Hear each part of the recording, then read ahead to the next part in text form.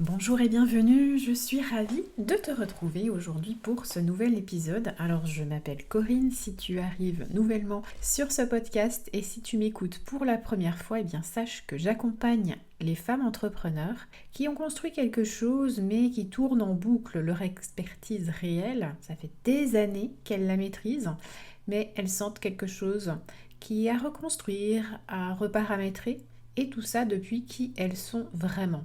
L'épisode d'aujourd'hui, je veux qu'il soit une conversation entre toi et moi, pas un cours, pas une transmission, vraiment une liste de petits conseils à appliquer et une vraie conversation autour de quelque chose que j'observe chez presque toutes les femmes que j'accompagne et qui, quand on l'identifie avec précision, ça change beaucoup de choses.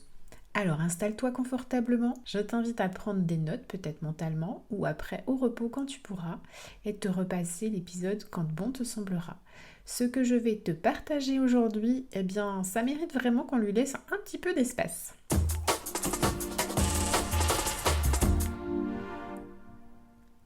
J'ai envie de commencer par une question très simple. Est-ce que tu as déjà essayé d'expliquer ton travail à quelqu'un de ton entourage? Mais vraiment pas juste survoler, vraiment expliquer.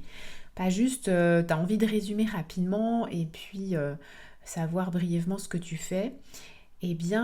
Moi je me demande si tu n'as pas déjà observé un regard un petit peu vide de la personne en face de toi. Ça peut être un proche, ça peut être un collègue, un partenaire, un membre de ta famille.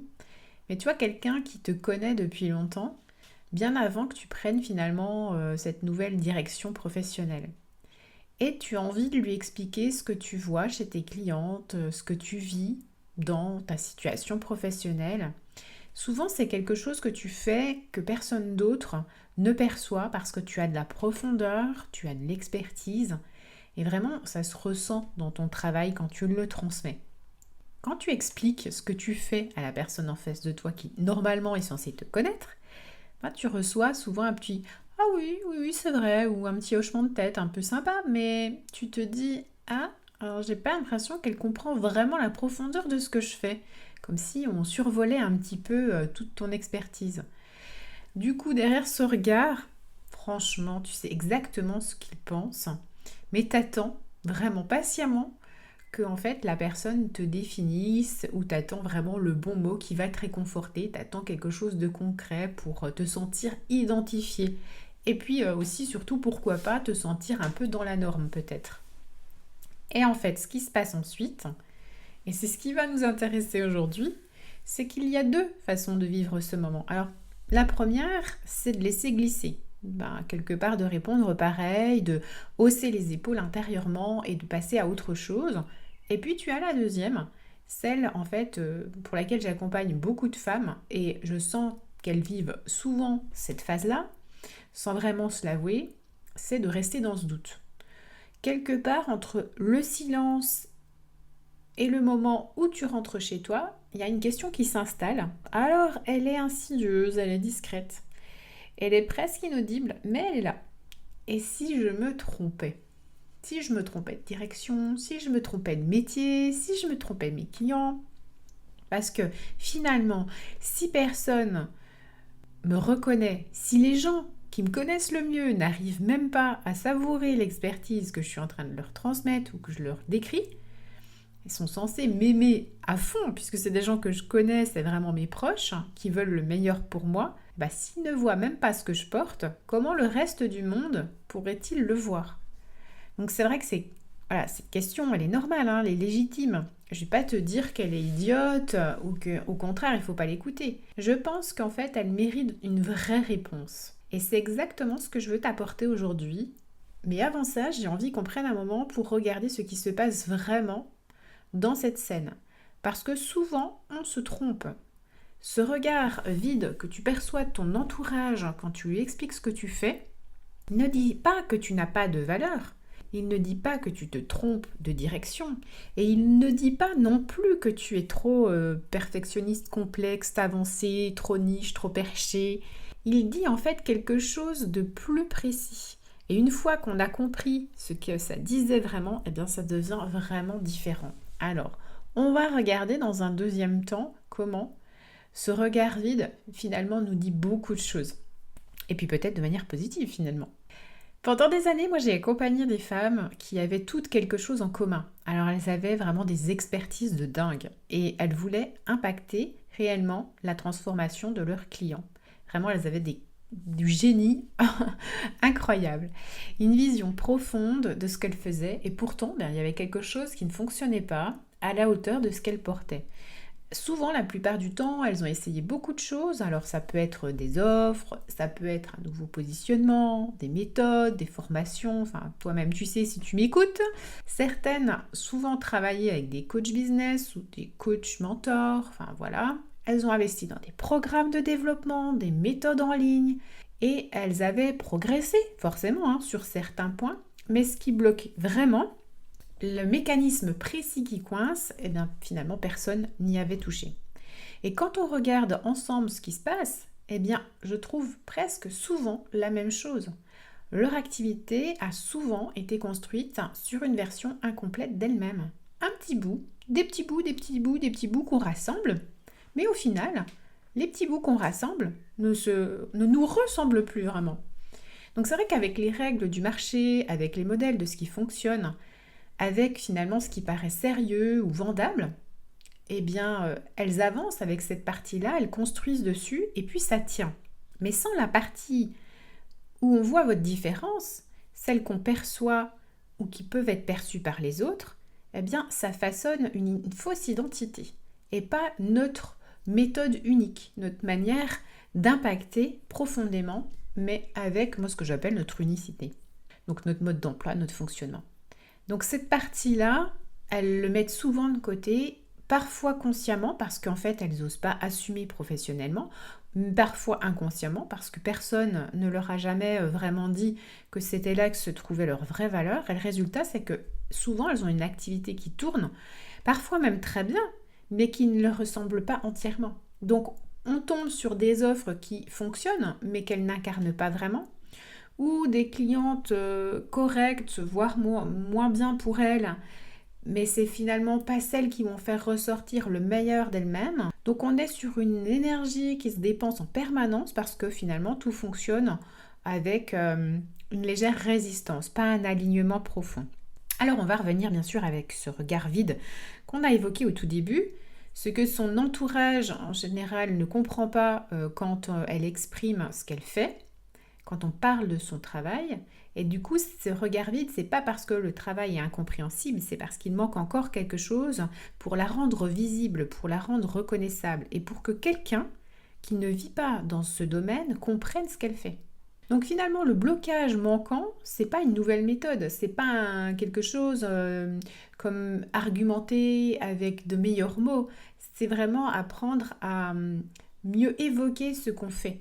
C'est le mode de fonctionnement qui permet à qui tu es vraiment de se poser quelque part pour que les autres peuvent trouver, comprendre et te choisir. Donc cette structuration qui est faite autour de ton mode d'emploi, personne ne te l'a apprise parce qu'en fait elle est entièrement personnelle, elle ne peut pas être copiée sur quelqu'un d'autre, elle est construite sur ta nature précise, ta façon de fonctionner et ce que tu vois que les autres ne voient pas. Je vais échanger avec toi sur une cliente, Sophie. Je vais te parler en fait de cette femme que j'ai accompagnée. Et bien sûr, j'ai changé son nom parce que voilà que ça reste anonyme. Et elle était thérapeute, enfin elle est thérapeute et naturopathe. Et quand elle est arrivée vers moi, elle avait une activité qui tournait, des clientes régulières. Elle avait vraiment une vraie expertise construite depuis des années, alors, bien sûr avec sa formation certifiée et puis sa pratique rodée. Objectivement, elle avait des super bases, elle avait une très très bonne expertise, mais en fait, elle est venue à moi parce que quelque chose ne fonctionnait pas à la hauteur de ce qu'elle avait envie et de ce qu'elle portait. Donc finalement, on s'est aperçu qu'elle facturait en dessous de ce qu'elle valait. Bien sûr, elle comprenait vraiment pas pourquoi. Elle avait du mal à exprimer clairement ce qu'elle faisait, parce qu'en fait, elle ne le savait pas vraiment elle-même au fond. Elle avait l'impression qu'elle le disait vraiment, mais en fait, elle se fourvoyait parce qu'en fait, elle n'avait pas envie d'être jugée pour la partie à côté, on va dire, et tu vas le comprendre après, parce que Sophie, elle ne faisait pas que de la naturopathie classique. Depuis des années, elle intégrait dans ses séances une forme de travail énergétique qui complétait et amplifiait ce qu'elle faisait. Donc elle voyait en fait les résultats. Ses clientes, elles le vivaient, ces résultats de transformation. Mais elle n'en parlait pas vraiment, ou du coup un petit peu à demi-mot, entre deux portes. Elle prenait vraiment beaucoup de précautions en fait avec ça, parce qu'elle avait peur des réactions des autres. Donc avant d'aller plus loin, elle tâtonnait un peu. Elle avait peur d'être jugée, peur qu'on lui dise que c'était pas sérieux, ou de sortir un petit peu de l'étiquette de naturopathe qui est bien réglementée, conventionnée. Donc elle se dit comment assembler les deux, c'est pas possible, je ne me l'autorise pas, en tout cas c'était son vécu. Et quand on a commencé à travailler ensemble, on a trouvé quelque chose de précis derrière cette peur. C'était pas seulement en fait qu'elle avait peur d'être jugée au niveau professionnel. Derrière ça, il y avait toute une histoire familiale, un modèle qui lui disait d'arrêter, d'éviter de sortir du moule, de ne pas faire trop de bruit et surtout de ne pas prendre trop de place en fait. Donc ça, c'était son mécanisme inconscient qui s'était installé depuis l'enfance et finalement qui continuait de piloter ses décisions professionnelles sans vraiment en fait qu'elle s'en rende compte. Donc une fois qu'on a identifié ça avec précision et qu'on n'a pas juste, on ne s'est pas juste contenté de nommer cette peur, ce blocage, mais qu'on a vraiment compris le mécanisme et on l'a levé, eh bien quelque chose a changé. Sophie, elle s'est autorisée à être celle qu'elle voulait vraiment. Elle a du coup repositionné son offre, on l'a retravaillée. Et depuis, elle est vraiment entièrement elle-même.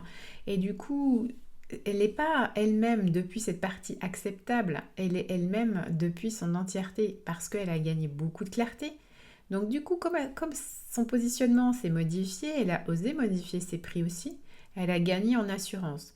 Et en 2 mois, eh bien, son activité, elle a décollé. Pas parce qu'en fait, elle avait pris une nouvelle technique de vente, parce qu'en fait, elle avait refait son site web, son positionnement, elle avait tout clarifié à partir de qui elle était. Et donc, du coup, tout ce qui bloquait silencieusement ses résultats avait été identifié, donc avait pu être levé. Et donc, elle pouvait de nouveau s'appuyer sur ses fondations solides, rayonner, être comprise, être perçue. Moi, je te raconte l'histoire de Sophie parce qu'en fait, ça dit vraiment quelque chose au niveau universel. C'est que souvent, tu as mis de côté un élément de toi qui te paraissait sérieux, vendable, quelque chose qui te rendait unique.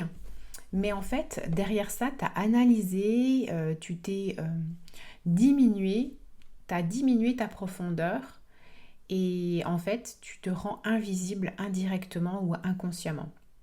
C'est souvent notre différence fondamentale qu'on cache qui ne nous permet pas d'atteindre la réussite ou ce qu'on devrait, ou la place où on devrait vraiment être avec la profondeur qu'on a.